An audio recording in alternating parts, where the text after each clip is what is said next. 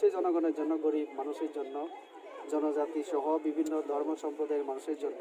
তো আমার হংসবাবু আমাদের দলের প্রার্থী বা আরও যারা আছেন আমাদের জোটের প্রার্থী, আমাদের সরকারের অঙ্গ, আমাদের অ্যালায়েন্সের পার্টনার। তো সেই হিসেবে মানুষ এখন চিন্তা ভাবনা করছে কি যে উন্নয়নের কাজ চলছে বা আগামী দিনে করার আমাদের যে পরিকল্পনা, তাতে জনগণ ভাবছে এখন সহযোগিতা করা দরকার, অংশগ্রহণ করা দরকার। তার জন্য আমি নিশ্চিত এবং বিভিন্ন জায়গায় ঘোরার পরে, সভা করার পরে যে কথা হংসবাবু বলছিলেন, সময়ের অপেক্ষা, সামনত ভোটে বিভিন্ন জায়গায় আমাদের প্রার্থীরা বিপুল ভোটে জয়যুক্ত হবেন এবং সরকার আমাদের হচ্ছে উন্নয়নের সরকার হবে, শান্তি সম্প্রীতির সরকার হবে।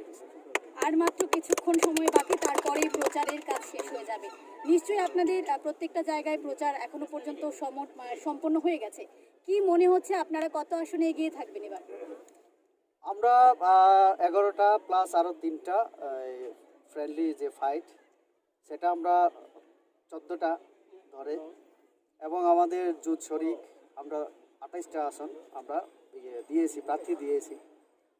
আমি দলের কার্যকর্তা হিসাবে আমি আশা রাখতেই পারি 28 গণদেবতা তারাও যেভাবে আমি দেখছি তাদের মুড আমাদেরকে মানে সংখ্যাগরিষ্ঠতা দেবে।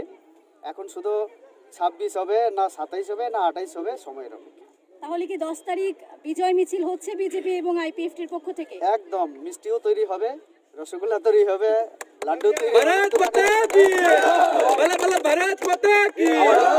গেরুয়া যে রং, এই রংটা খুব বিক্রি হবে। আমি আশা রাখছি যারা দোকানদাররা রেডি রাখতে পারেন, আমরা হোলি খেলছি। মিষ্টিও পদ্মফুলের